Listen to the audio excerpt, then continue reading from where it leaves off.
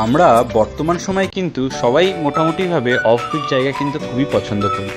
সেরকমই দার্জিলিংয়ের একটি ছোট্ট গ্রাম দাওয়াইপানি রিসেন্টলি খুবই সাড়া জাগিয়েছে, যেখানে রয়েছে নানান ধরনের পাহাড়ি ফুল, মেঘেদের খেলা আর অসাধারণ কাঞ্চনজঙ্ঘার ভিউ। এই সমস্ত কিছু মিলিয়েই হচ্ছে এই দাওয়াইপানি। তো চলো আজকে আমরা এই ব্লগটা শুরু করি আর সমস্ত তথ্য তোমাদের সাথে শেয়ার করব এই দাওয়াইপানি নিয়ে। এনজিপি যাওয়ার জন্য আপনারা পেয়ে যাবেন অনেক ট্রেনই শিয়ালদা থেকে, চিতপুর থেকে যেটা আর কি কলকাতা স্টেশন, এবং হাওড়া থেকেও। আমি স্ক্রিনে কিছু ট্রেনের ডিটেলস দিয়ে দিলাম আপনাদের সুবিধার জন্য। তবে এইবার আমরা কিন্তু শিয়ালদা থেকে যাচ্ছি না, আমরা যাচ্ছি একদম নতুন স্টেশন থেকে, যেটা হচ্ছে কলকাতা স্টেশন ওরফ চিতপুর স্টেশন। তো কলকাতা স্টেশন থেকে আমাদের ট্রেন ছিল হচ্ছে 12363 কোয়া এইচটিবি সুপারফাস্ট এক্সপ্রেস, যেটা সকাল 9টা 5-এ কলকাতা চিতপুর স্টেশন থেকে ছাড়বে এবং এনজিপিতে গিয়ে পৌঁছাবে সন্ধ্যা 7টা 5-এ। তো আপনারা যদি চান এই কলকাতা স্টেশন থেকে এনজিপি যাওয়ার এই পুরো জার্নিটার একটা স্পেসিফিক ভিডিও, আমাকে কমেন্ট করে জানাবেন, আমি তাহলে তার ভিডিও একটা বানিয়ে দেব। দেখতে দেখতেই ছেড়ে দিল একদম নির্ধারিত টাইমে 9টা 5-এ কলকাতার চিতপুর স্টেশন থেকে এই কোয়া এইচডিবি সুপারফাস্ট এক্সপ্রেস। এবারে আপনাদের বলে দিই এই ট্রেনটি কোথায় কোথায় হল্ট নেবে। প্রথম হচ্ছে বর্ধমান জাংশন, তারপর বোলপুর শান্তিনিকেতন, তারপরে রামপুরহাট জাংশন, তারপরে পাকুড়, মালদা টাউন, হরিশ্চন্দ্রপুর, কৃষণগঞ্জ, তারপরেই আসবে হচ্ছে নিউ জলপাইগুড়ি। দাওয়াইপানি এনজিপি থেকে মাত্র 75 কিলোমিটার দূরে অবস্থিত দার্জিলিংয়ের এই ছোট্ট একটি গ্রাম। এনজিপি থেকে বা দার্জিলিং থেকে আপনারা দুভাবেই পৌঁছাতে পারেন দাওয়াইপানি। প্রথমটা হলো পার্সোনাল গাড়ি করে 3.5 থেকে 4,500 টাকার মধ্যে আপনারা পার্সোনাল কার বুক করে এনজিপি থেকে 3 ঘন্টার মধ্যেই পৌঁছাতে পারেন দাওয়াইপানি। আর যদি শেয়ারে যেতে চান, শিলিগুড়ি থেকে যে কোনো শেয়ার গাড়ি অথবা বাসে করে চলে আসুন জোরবাংলো। এটা ঘুম স্টেশনের একদম কাছেই অবস্থিত। সেইখান থেকে লামহাটা যাওয়ার যে কোনো গাড়িতে চলে আসুন 6 মাইল বাজার, ওখান থেকে লেফট নিলেই চলে আসবেন দাওয়াইপানি। আমরা এনজিপি থেকে বেরিয়েছিলাম সকাল 8:30-তে। সেবকেশ্বরী কালী মন্দির হয়ে NH10 ধরে তিস্তা বাজার হয়ে পৌঁছে গেছিলাম দাওয়াইপানি মোটামুটি 1টার মধ্যে। কারণ আমরা যেতে যেতে আরও কয়েকটা জায়গা ঘুরে দেখেছিলাম দাওয়াইপানি ঢোকার আগে।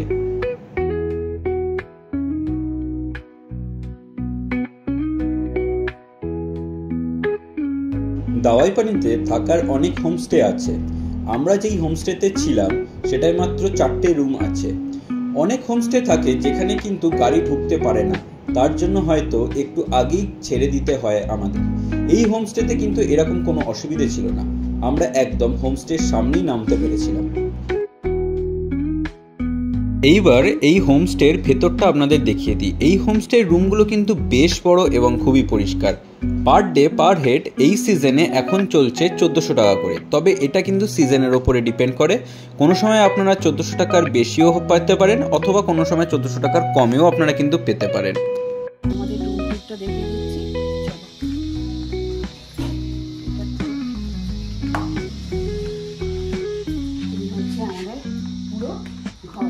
এটা হচ্ছে কিং সাইজ একটা বেড, দাঁড়ান লাইটটা জ্বালিয়ে।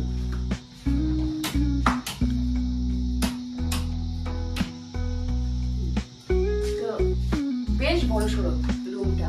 আর এটা ডবল বেড রয়েছে। এখানে একটা সাইড টেবিল রয়েছে, টেবিলে কাচের গ্লাস থেকে শুরু করে আমাদের ফ্লাস্ক সব গরম জল দিচ্ছে, অ্যাস্ট্রে রয়েছে। এইটার তলায় রাখার জায়গা নেই, এইটার তলায় রাখার জায়গা আছে। এখানে একটা সুন্দর চেয়ার দিয়েছে,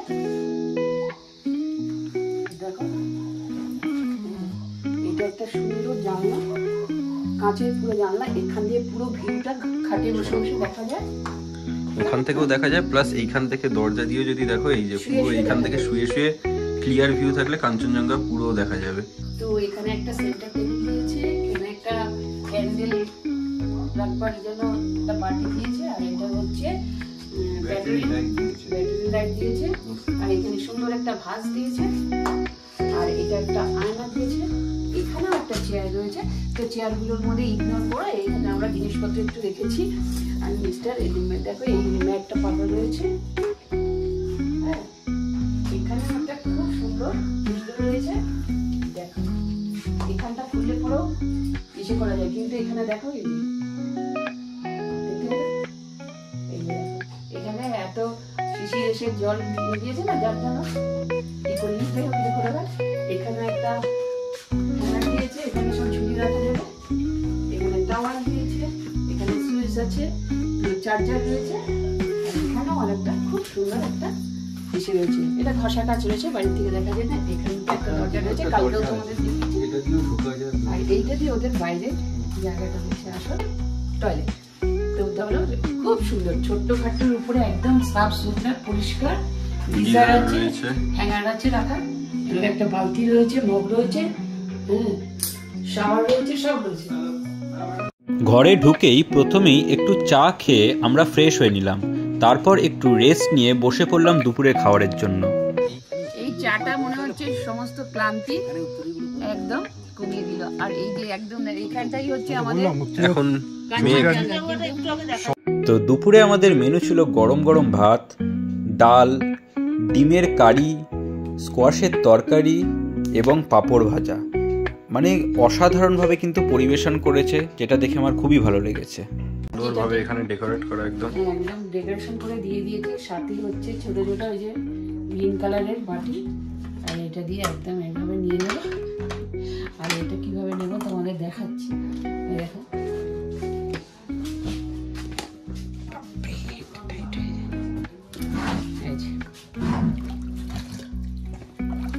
চালটা একটু বেশি পাতলা হয়েছে মনে হচ্ছে, ও না নিচে ঘন আছে, ঠিক আছে। জায়গাটা এত সুন্দর সাজানো, অ্যাম্বিয়েন্সটা দেখো, খাওয়ার জায়গায় এখানে তোমরা একটু বসে খেতে পারো। এদিকে বাইরে ভিউটা রয়েছে, ভিউটা দেখতে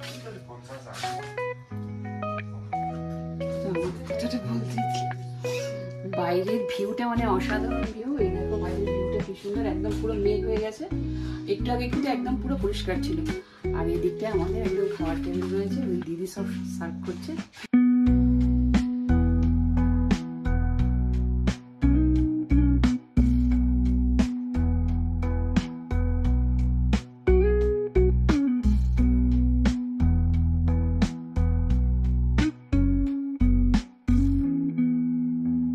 তারপর খাওয়া দাওয়ার পর ব্যালকনিতে বসেই উপভোগ করলাম দাওয়াই পানির এই মেঘের খেলা। কখনো মেঘ আবার কখনো একদম পরিষ্কার। এই দেখতে দেখতেই কোথা থেকে সময় কেটে গেল বুঝতেই পারলাম না।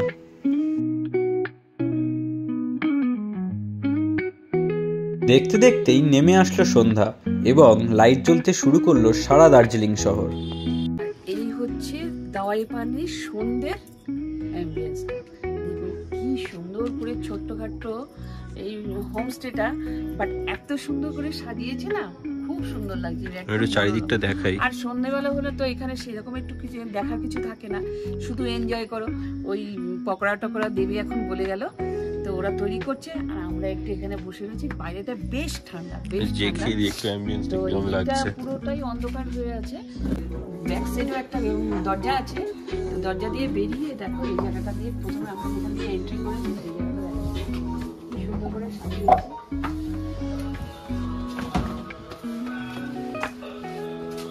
এই যে সুন্দর করে ছোট্ট কাঠের উপরে ভালো সাজিয়ে রেখেছে। খুব ভালো পরিবেশ, শান্তশিষ্ট দিকে গান হচ্ছে।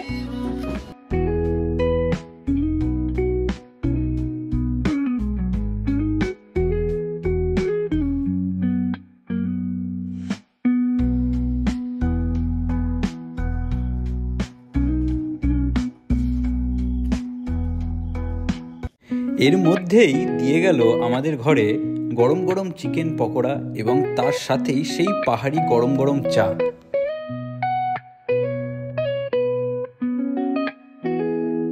সন্ধ্যেবেলার খাওয়া বসে গেছে।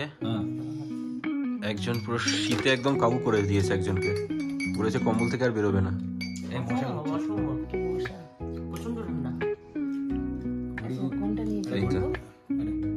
এইবার সময় হয়ে গেল রাতের খাবারের।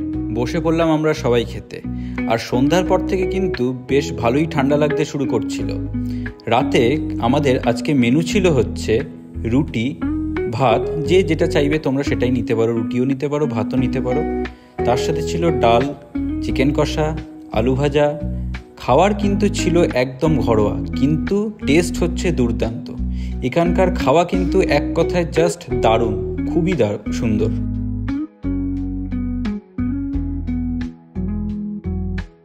নেক্সট ডে সকাল সকাল আমরা উঠে পড়লাম এরকম একটা অসাধারণ ভিউয়ের সাথে।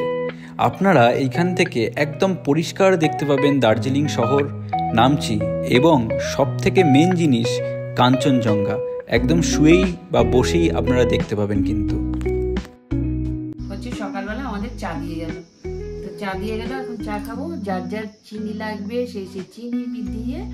তো তুমি চিনি খাবে? তুমি চিনি খাবে? তুই খাবি তো চিনি? আচ্ছা, দিয়ে দিয়েছে, সাথে বিস্কিট দিয়েছে। এরপরে হবে জল খাবারটা দিবে। জল খাবারে আমরা যা চাইবো সেটাই দেবে। ধরো লুচি দিল বা কি উপমা দিল, না হলে আলু পরোটা দিল, এই সমস্ত দিয়ে আর কি এখানে ব্রেকফাস্ট হয়। সকাল সকাল চলে আসলো হচ্ছে আমাদের ব্রেকফাস্ট। আমরা আর ঘরে বসলাম না, ব্যালকনিতেই খেতে বসে গেলাম। তার কারণ এইরকম একটা ভিউয়ের সাথে খাওয়ার মজাই আলাদা। তো আমাদের আজকের সকালের ব্রেকফাস্ট ছিল হচ্ছে আলুর তরকারি, যেটা দেখতেই তো দারুণ লাগছে আর খেতে তো অবশ্যই ভালো ছিল। তার সাথে ছিল হচ্ছে লুচি। জাস্ট ভাবো, লুচি, আলুর তরকারি, আর তার সাথে এরকম একটা পারফেক্ট ভিউ, আর কি চাই। খেয়ে দিয়ে আমরা বেরিয়ে পড়ব। আপনারা দাওয়াইপানি থেকে কিন্তু দেখে নিতে পারবেন লামাহাটা, তাগদা, তিনচুলে। দাওয়াইপানি থেকে লামাহাটার দূরত্ব 7 কিলোমিটার। লামাহাটার ইকো পার্কে পৌঁছে গেলাম আমরা। লামাহাটা ইকো পার্কের এন্ট্রি ফি হচ্ছে 15 টাকা। আপনারা কিন্তু এইখান থেকেও দেখতে পাবেন ক্লিয়ার ভিউ কাঞ্চনজঙ্ঘার। এইখানে একটা ওয়াচিং টাওয়ারও আছে, ওখান থেকে আপনারা আরও ভালো করে দেখে নিতে পারবেন। এছাড়া এই ইকো পার্কটাতে রয়েছে প্রচুর ফুল, অনেক রকমের পাখি, কিন্তু তার থেকেও মেন জিনিস যেটা হলো এইখানে রয়েছে একটা স্যাক্রেড পন্ড, যেটা ট্রেক করে উঠতে হবে 700 মিটারের মতন। এইখান থেকে বেরিয়ে আপনারা পেয়ে যাবেন একদিকে তাগদা এবং আরেকদিকে তিনচুলে। আপনারা যদি তাগদার দিকে যান তাহলে আপনারা পেয়ে যাবেন অর্কিড গার্ডেন, এবং যদি তিনচুলের দিকে যান তাহলে আপনারা পেয়ে যাবেন পেশক টি গার্ডেন, গুম্বাদারা ভিউ পয়েন্ট। দেখতে দেখতেই পৌঁছে গেলাম আমরা গুম্বাদারা ভিউ পয়েন্টে। দাওয়াইপানি থেকে গুম্বাদারা ভিউ পয়েন্টের ডিস্টেন্স হচ্ছে 11 কিলোমিটার। মোটামুটি আধ ঘন্টার মধ্যেই আপনারা পৌঁছে যেতে পারবেন এই গুম্বাদারা ভিউ পয়েন্টে।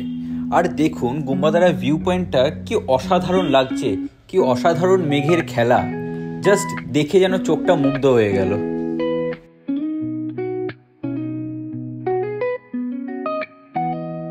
যেরকমটা আপনাদের বলেছিলাম, একটা সাইডে গেলে আপনারা পেয়ে যাবেন গুম্বাদারা ভিউ পয়েন্ট, আর একটা সাইডে চলে আসলে পাবেন আপনারা পেশক টি গার্ডেন।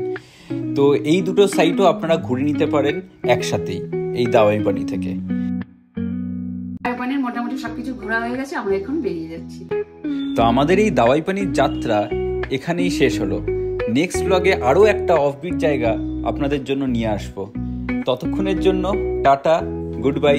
যদি ব্লগটা যদি কোথাও কিছু ভালো লেগে থাকে প্লিজ জানিও, আর কমেন্ট করতে কিন্তু একদমই ভুলবে না। চলো টাটা।